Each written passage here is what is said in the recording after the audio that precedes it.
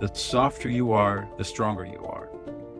And the second paradox is the more vulnerable you are, the more powerful you are. I help more people in a week today than I helped in 20 years as a trial lawyer. And I have learned that meaning for me is service to others. And today I am serving others in really profound ways. There's a power in listening to emotions, not words. I had an epiphany in 2005 in a very difficult mediation. And I learned that if you listen to people's emotions, magic happens. They immediately start to calm down. There is no such thing as rationality. This is a myth that's persisted for 4,000 years. Human beings are not rational, we're emotional.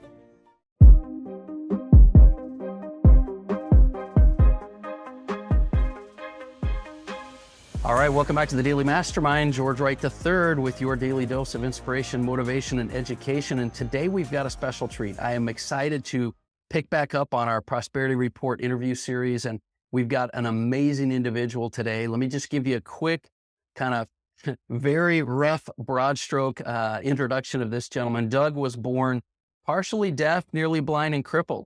So that'll set you up for a pretty interesting conversation. But he graduated from Dartmouth College in law and practiced for 22 years.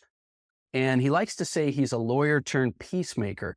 So after leaving law, he's really developed his time into this groundbreaking work of de-escalation, de-escalating anger. He's affected thousands of lives. This is a gentleman who's been attorney of the year, lawyer of the year, but he's a mediator, trainer, coach, speaker, best-selling author, has 4 books out. But I love this concept we're going to talk today about peace and conflict. Doug Noel, it's great to have you here. How are you doing today? I'm doing great, George. Thanks for having me on the show. Oh man, I tell you what, as I was studying a little bit and learning more about you, and we talked a little bit before the interview, I got a really cool perspective from you. And it's one of those perspectives where there's some individuals that have chased success and others that have just pivoted from one thing to another spectrum. And I feel like going from a lawyer to peacemaker is like a complete pivot. Give us just a little bit of the backstory before we jump too much into all these amazing topics today. Give us a backstory of what prompted you to pivot from a lawyer to a peacemaker. Talk to me a little bit about that. Okay. It didn't happen overnight. Let me put it that way. As you said, I went to Dartmouth College, did my undergraduate work, English lit major. In those days, if you didn't go to med school, you went to law school. So I came back out to California, went to law school, worked for an appellate judge for a year, and then went into private practice in Central California. And I joined the firm in September of 1978 and tried my first jury trial in November of 1978. And my second jury trial was the defense of a $36 million securities fraud case in the Southern District of California federal court, which was a 7-month jury trial in San Diego. That's how my career began. I was trying cases when most of my peers were still in the law library doing research memorandum. So I did that for 22 years. And in the 80s, in my 30s, I took up the martial arts. And I earned my secondary black belt when I turned 40. And my teacher said, go study Tai Chi. So I began to study Tai Chi as a martial art. And Tai Chi has 2 very interesting paradoxes. One is the softer you are, the stronger you are. And the second paradox is the more vulnerable you are, the more powerful you are. That's crazy. That is actually a really good principle for business, but in life in general. I love that. And here's what's really weird. And I did not get it. I was a secondary black belt, hardcore trial lawyer. I'm a big man, 6'1", 215 pounds, very fit. For me, litigation was war just by another means, right? So the idea of being soft to be strong and vulnerable to be powerful really did not sit until I had practiced and studied Tai Chi enough as a martial art that it really did start seeping into my soul. Until in the late 90s, I was in a courtroom cross-examining somebody and the thought came to me, what the heck am I doing in here? And that's when I started to question my work. And after that trial, I had a vacation plan. Among many other things, I do whitewater kayaking and rafting, and we had a trip planned on the main salmon of Idaho. So I spent 10 days on the raft, and I really thought about how many people I really served as a trial lawyer. And I could only count 5 people in 20 plus years that I'd really served. They came out of the system that they've been going in. I said, I'm not going to do this anymore. I'm not here to serve 10 or 15 people over a 40-year career. Had no clue. When I Mm. was came back to town, drove down out of the mountains the Monday after the vacation, and I heard the one and only public service announcement for a new master's degree in peacemaking and conflict studies being offered at Fresno Pacific University, which is located. Wow. So, long story short, I enrolled. I was a full-time master's degree student, a full-time trial lawyer, and a three-quarters time law professor at our local law school. And that all occurred from 1998 until 2001, and had many discussions with my law partners about where I was going. They hated the idea that didn't want to try cases because I was the second largest earner in the firm. I was the goose, one of the geese that laid the golden eggs. And the idea of me doing something very different that nobody had ever thought about before, being a problem solver, not a problem creator, didn't sit well. And so it ended up, I never got it angry, and I learned a lot in my master's program. But eventually I gave them a week's notice and walked away from $10 million and opened up my own professional practice as a mediator, arbitrator, and peacemaker in November of 2000, and never looked back. Best decision I ever made. Yeah, it's fun. I would have never thought that this idea you had of taking Tai Chi is what kind of led you to that. But it's funny because I've heard the thought, and I studied martial arts for a little while, and the idea of being soft to be hard, that is something that kind of makes a little sense. But the vulnerable to powerful, that's an interesting concept. We're going to have to come back to at some point because I don't think, I think that's probably even sometimes more difficult for people than being soft to be hard because they understand that allowing things to happen can happen, but being vulnerable, that's something that almost is counterintuitive to being a leader, to being this and that. And then as an attorney, the last thing you want to have power, but you don't think of having it through vulnerability. So this is interesting because that little segue makes a lot of sense though into this whole emotional concept. So Right. I really like that a lot. And I think that's an interesting pivot. And I think you're right. It probably happened over time, but I also like, and I want to make this kind of this point to the listeners that you also felt this kind of need or this calling to do something that served more, that created a more significant outcome. And sometimes that's the voice you have in you that allows you to tweak a little bit about what you're doing because you're still very active in things related to practice and leadership and law and things like that. But making that pivot also, would you say, brought you some more fulfillment in what you're doing and the skills and talents that you have?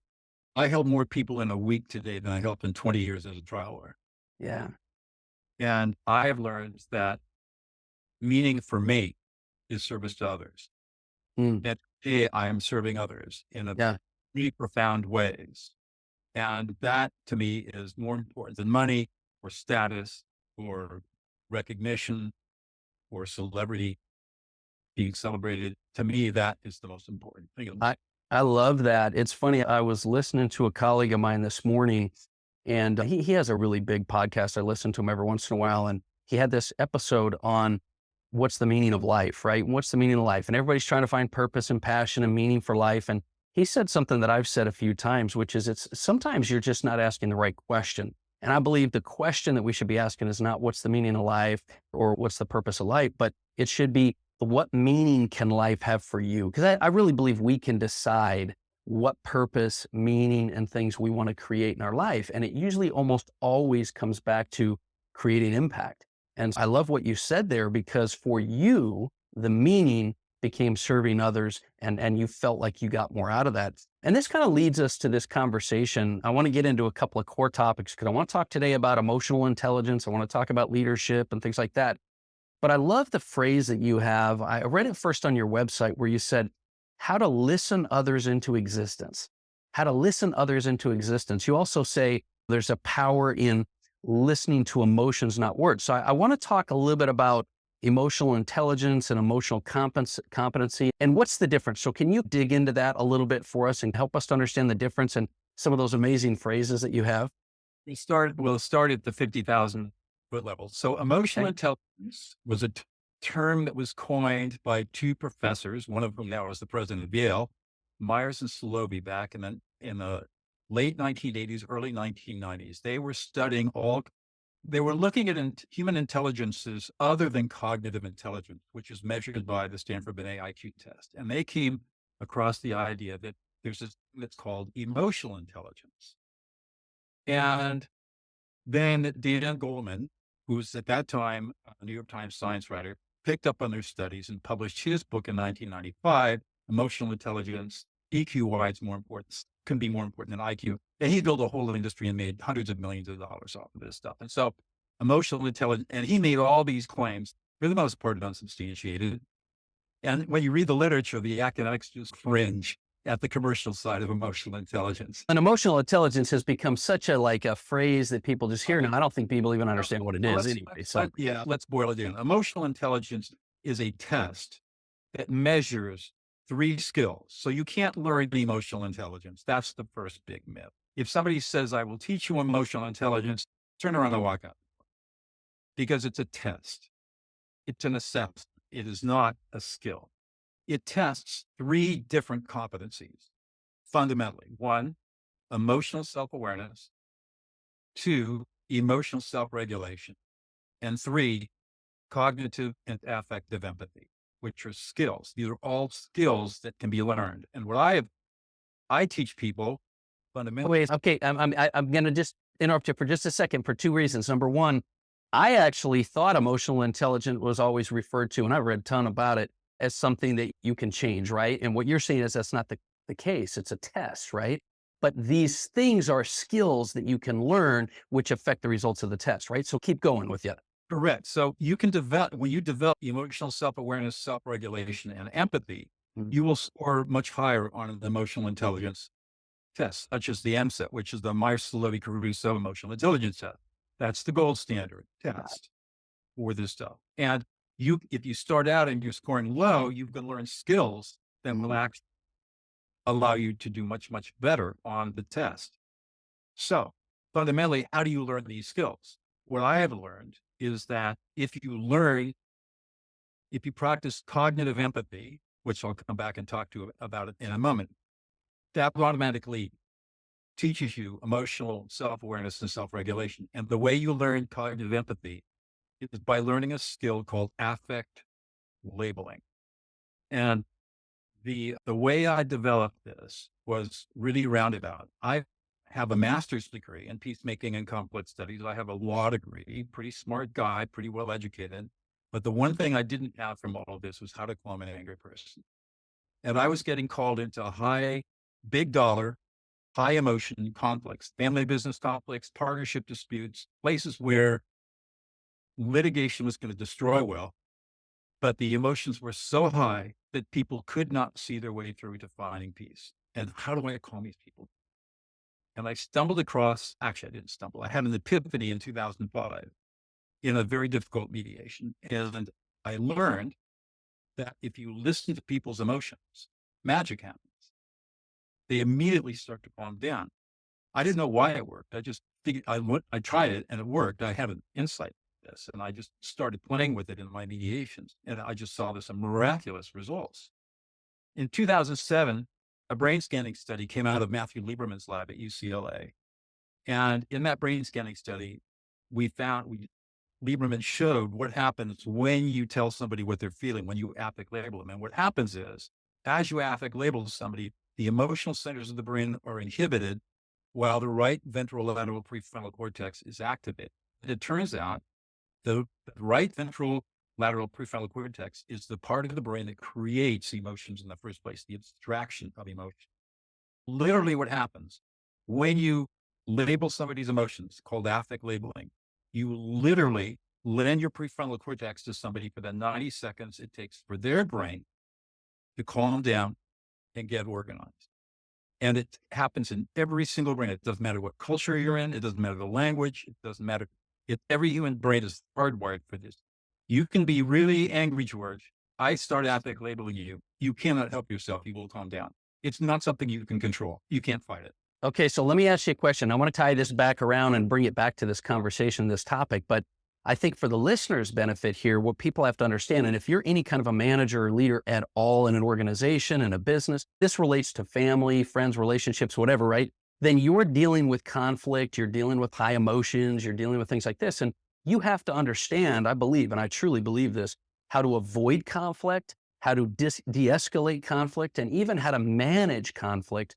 And so that's why we're talking about this. And you're saying this affect labeling is a process by which you can do that. And so I want everyone listening to this to really understand that whether you're currently dealing with a situation or needing to, or whether you want to avoid things, this is the kind of skill that's going to directly relate to what you want to do. So when you say this, just tie it down for me one more level. When you say labeling, and this is a scientifically proven process that happens in everyone's brain. So when you understand that, it really helps people to realize it's not just some kind of ambiguous skill set. This is something that literally neurologically affects people.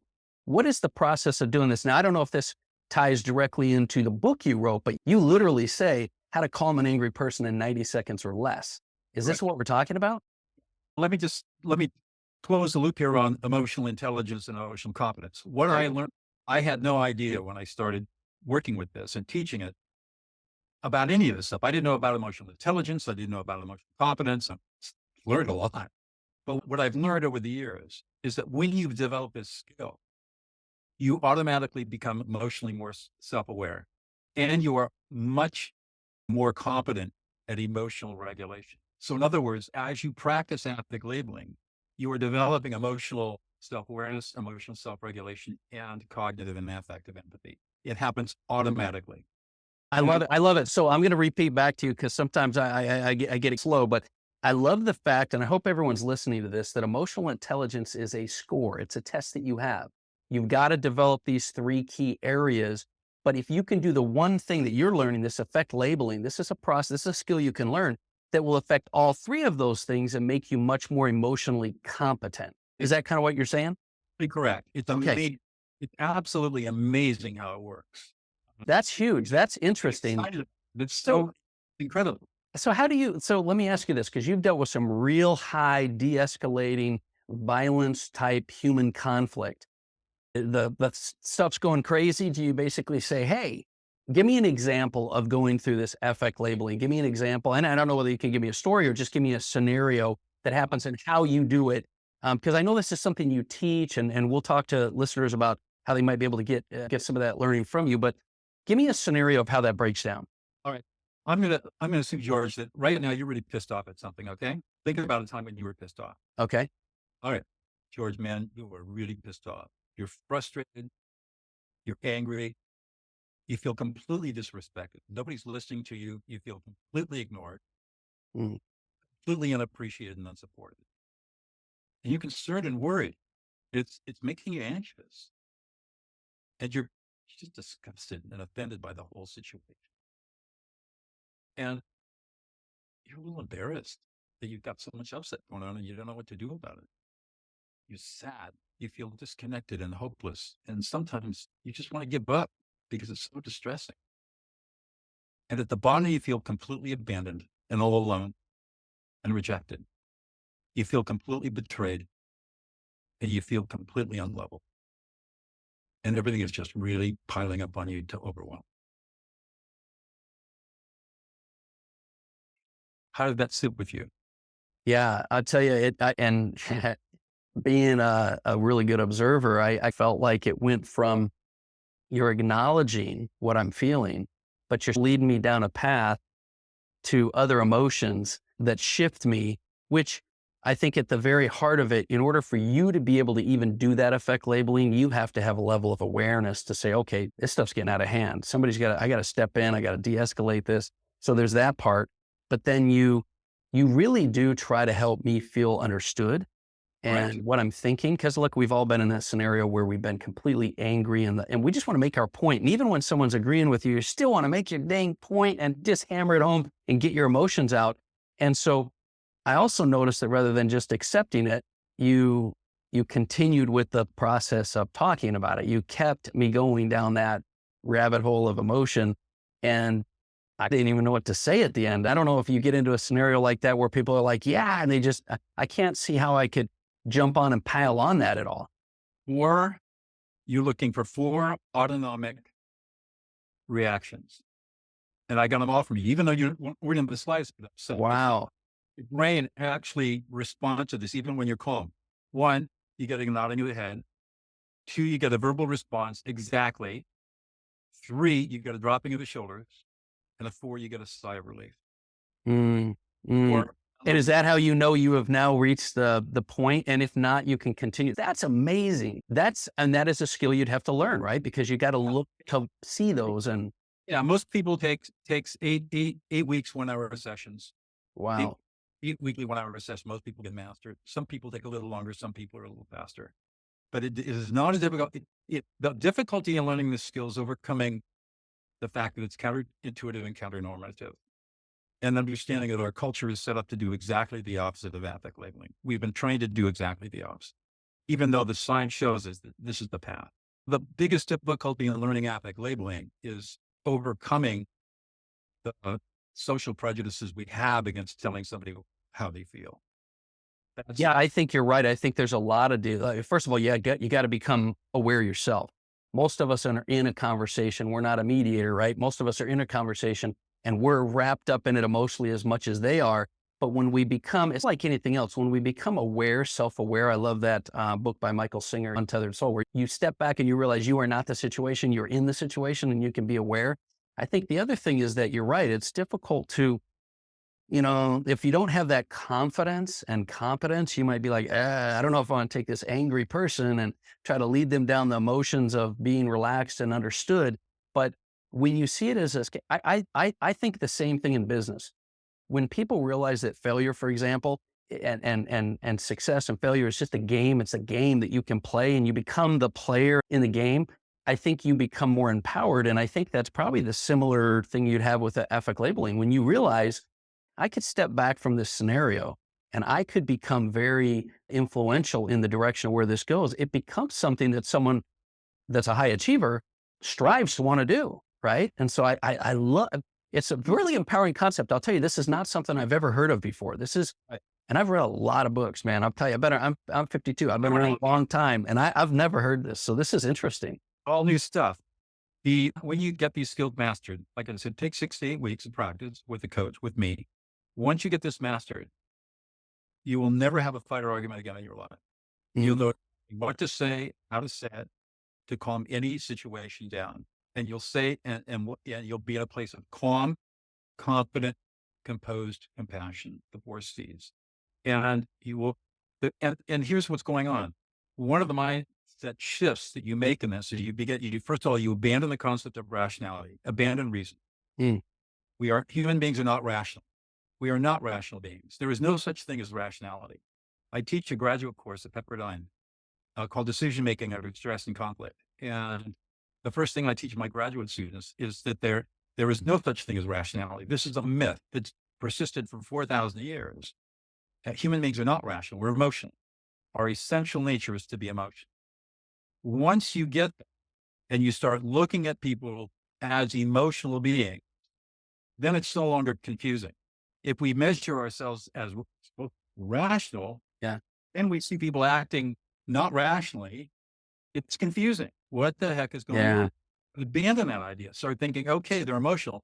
Then you start seeing the patterns. And we have a very limited repertoire of behavioral patterns that we follow, especially in conflict.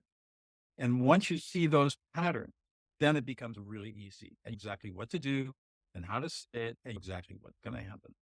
Yeah, it's interesting because I think that a lot of reason is all backed by our just need for control, right? Emotions you can't regulate, it's harder to understand than reason. So our need for control does that. But I think anyone who's been in business long enough, whether they've been around sales, whether they've been around people, they realize that people do things based on emotion. People buy on emotion and back it with logic. They don't buy on logic and back it with emotion, right? So I think that's no different in this scenario. And I think when we first started talking and you said something like, you'll never have an argument again in your life, I thought that would be an ideal scenario for people. But at the end of the day, when you understand and by the way, the end result is emotional intelligence, right? Like at the end of the day, you become more cognizant of emotions. I think that's a huge benefit. I got to ask you this. You've trained a lot of people on this. What would you say, and you've helped them to develop these skills and things, what would you say is one of the biggest things that holds individuals back from creating their ability to de-escalate, manage emotions, be more emotionally intelligent or competent in this type of practice? Because I think sometimes people go and they focus on personal development, growth, leadership, and then they cycle up and down. What's held people back from really mastering this and becoming competent? And long term, what do you recommend people do to maintain that type of awareness? The greatest difficulty is overcoming all the social pressure and cultural Mhm. norm that emotions are bad, emotions are evil, emotions are irrational. Don't let them see you sweat. Keep a stiff upper lip. Back to the vulnerability of Tai Chi, right? Rules we have around containing, compressing, and repressing emotions, overcoming and abandoning all of that cultural norms that don't serve us well. They Mhm. do not serve. That's the first step. The second step is having the courage to tell somebody else what they're feeling, which violates just about everything we think we know about listening and talking. And we were talking a moment ago about listening. There are two kinds of listening, type 1 listening and type 2 listening. Type 1 listening is what you were talking about. When we're listening in type 1 listening, it's our agenda. I'm here to make my point, to argue, to gain facts, to make a decision. Mm. Something, all of the listening is all about me. Type 2 listening is very different. In type 2 listening, my agenda is to make sure you, the speaker, are deeply heard from your frame of reference. That's my only agenda. We spend all of our time in type 1, none of our time learning type 2. And when we learn type 2 listening, which is reflective listening, not active listening, when we learn type 2 listening, that's when the magic happens. That's when we can validate people. We can make them feel heard. We can Yeah. we can build instant loyalty, trust, connection, and intimacy instantly, 90 seconds. Yeah. We become a leader that everyone wants to follow because everybody feels like this leader gets me. This leader understands me. This leader lives, has validated me. Once that happens, the connection is created. Yeah. Is unbreakable. And now going to the practice of it, the other thing that's really amazing about this practice is that once you start doing it, it becomes self-affirming and self-reinforcing Mm. because you feel really good. Yeah. When you label somebody else's emotions, they calm down and they say, thank you for listening to me. You really get me. Feels good. The irony of that whole process is and I love your idea. I love your concept of type 1, type 2 listening, because that type 2 listening, when it's all about them, the irony and the paradox is that it ultimately ends up making you feel better, like you're making impact and growth. And I'll tell you what, this really led into that last topic I wanted to talk to you about, which was leadership, because you're right. You say every organization has that person, right? This talented person that's a manager that just can't gain the respect and they're unable to handle the pressure. And usually these managers and these individuals, if you're one of them, you're trying to create that respect. You're trying to get and control those employees. And yet it's so counterintuitive to say, I have to listen, not so I can change them, but listen for their benefit and learn to become more aware of what I have. So talk to me, just as we get closer to the end of our time here.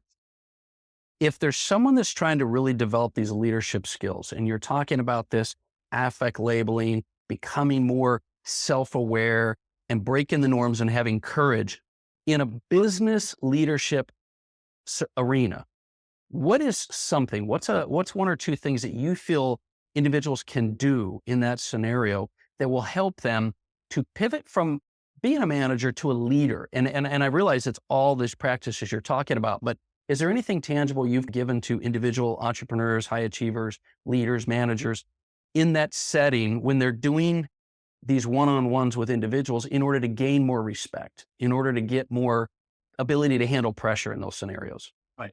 So again, since we're all emotional beings, the first thing we want to recognize is the people we're working with on our teams, either our peers, our superiors, or the people that report to us, are 100% emotional. Mm. And we want to start looking at everything they say and everything they do from the emotional lens. And then we want to start to be able to identify the emotional experiences they have from moment to moment during the day and start evaluating them, not on the basis of rationality, but Mm. emotion. And then we think about what are the emotions that we want people to have. We want people to be happy. We want them to be excited. We want them to be creative, imaginative. We want them to be collaborative. and cooperative, not competitive. We want them to be in an emotionally safe environment. Why do we want that? Because Google has studied this and they came out with a groundbreaking study several years ago. The top 0.1% of their performing teams, the very best teams in Google, were that way as opposed to everybody else because there was an emotional safety. Mm. The leaders provide three psychological services to a group: focus, direction, and safety.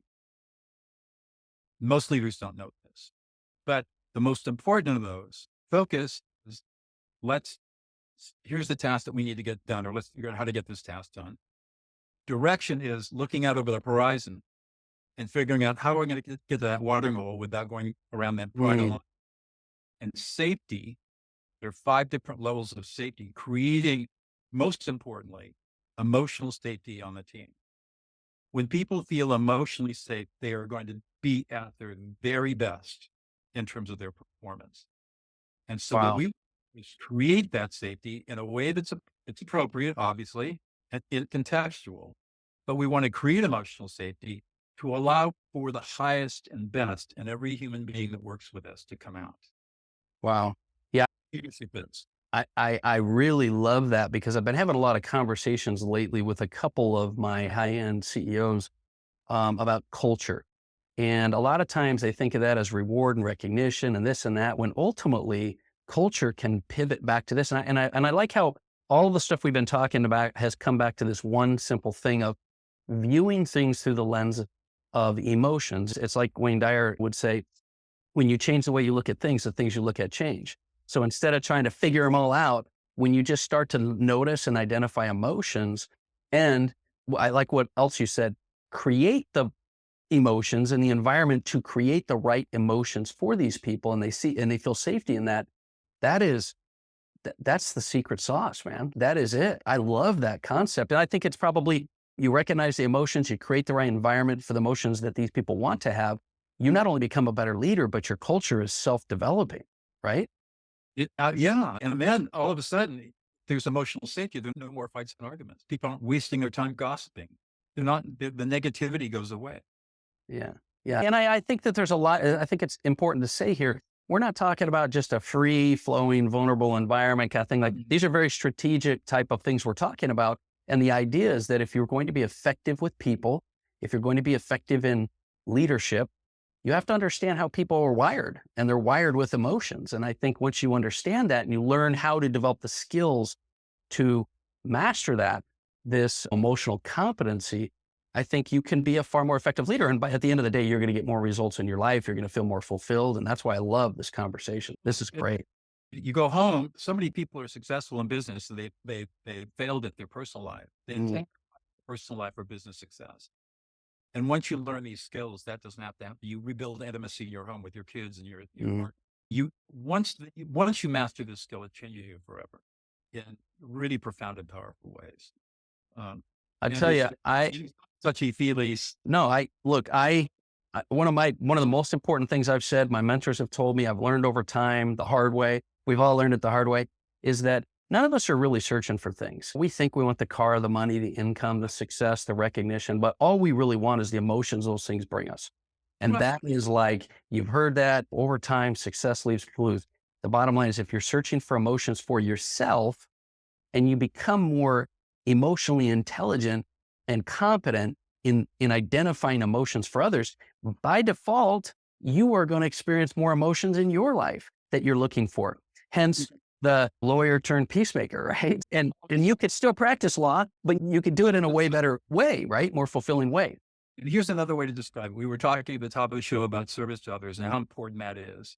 One of the ways that you can do this that costs you nothing is to listen other people into existence by simply listening to and reflecting their emotional experience. And every time you do that, you throw a pebble into the pond of peace because and just imagine if we had everybody throwing pebbles into the pond of peace, we would have a tsunami of peace going on. And this is a skill that you can develop, and it costs you nothing to do it. And the reward that comes back is infinite. It's really phenomenal how it works. That's why I'm so passionate about it. You put a spin on it that really has grabbed my attention, because I agree with you. I think culture and the marketplace always frown on this idea of emotions and don't be emotional, this like that. But when you take it from a standpoint of true efficiency, effectiveness, success, fulfillment, all these kind of things, emotions can become a pretty powerful tool and focus for you. And so I would highly recommend our listeners really put some time and energy into not only learning the skills, but the competency, right? But also having it be a priority, because what you focus on, you're going to get better at. What you focus on, you will create in your life, you'll attract to your life. Doug, as we finish up, because we're out of time, I feel bad because I've got like a page of notes here. Like I got so many notes to follow. We're going to have to do a follow-up maybe in our academy, but where can individuals, where do they start and where can they get a hold of you? How can they get in touch with you? And where can they start on this process of learning the skill? Really easy to get a hold of. Doug at dougnoel.com, DOUGNOL.com. I'm a Perfect. sole start. I don't have a big organization. I have no organization other than myself. So I answer all my own emails. My website is dougnoel.com.